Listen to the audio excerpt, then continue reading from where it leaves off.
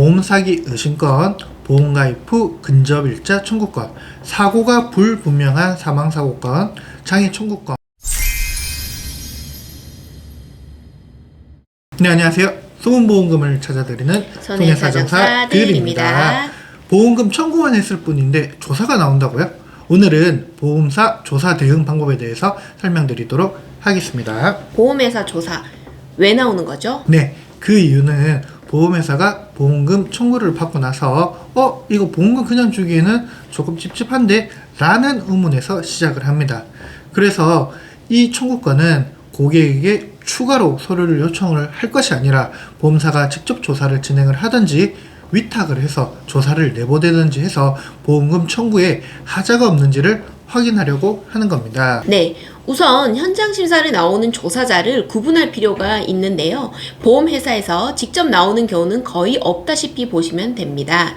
보험회사의 자회사를 통해서 조사를 하거나 현장 심사를 하는 손해사정 법인을 통해서 조사를 하고, 그중 조사자는 손해사정사가 아닌 손해사정 보조인인 경우가 굉장히 많습니다. 그럼 이제 조사가 나오는 청구 유형은 어떤 게 있는지 알아보면, 보험 사기 의심건, 보험가입 후 근접일자 청구권, 사고가 불분명한 사망사고건, 장애 청구권, 통지 의무, 고지 의무 위반 의심권, 고액의 실손 의료비 청구권, 분쟁이 되는 진단금 청구권 등 다양합니다. 조사가 나와서 앞서 설명드린 청구에 대한 적정성을 확인합니다.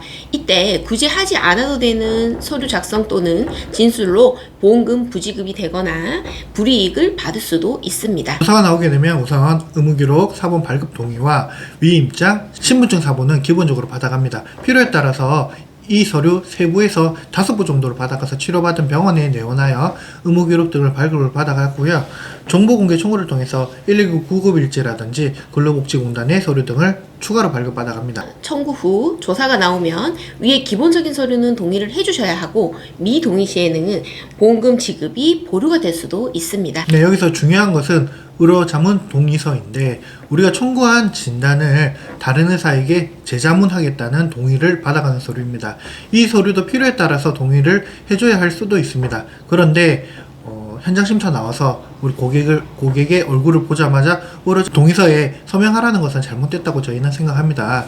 자문을 하려면 우선 병원 서류와 주치의 면담 등을 통해서 이 진단의 적정성을 먼저 확인을 하고, 그럼에도 불구하고 진단에 대한 이견이 있으면은 충분한 설명과 동의를 구해서 의료자문을 가는 것이 맞다고 생각합니다. 네, 이 의료자문 동의서가 보험사의 부지급 근거 자료로 활용되기 때문에 자문 동의에는 충분한 고민을 하셔야 하고요. 의료자문이 필요한 경우 오히려 보험사와 고객이 상호 협의한 제3의 병원에 같이 가서 전문의에게 자문을 구하는 것이 적절한 방법이 될 수도 있습니다. 네, 물론 고객이 청구한 진단이 우리 주치의가 아닌 제3의 의사가 보았을 때 부적절하다고 볼 수도 있습니다. 그렇기 때문에 보험사의 현장 심사를 고의로 지연시키거나 무작정 담당자에게 민원을 토로하기보다는 앞서 말씀드린 우리 주치의 진단의 객관적 소견 또는 제3의 병원 의사에게 고객과 보험사가 둘 다 수긍이 되는 소견을 받아보는 것이 오히려 효과적이라고 생각이 듭니다. 네, 오늘은 보험회사 조사 대응 방법에 대해 설명을 드렸고,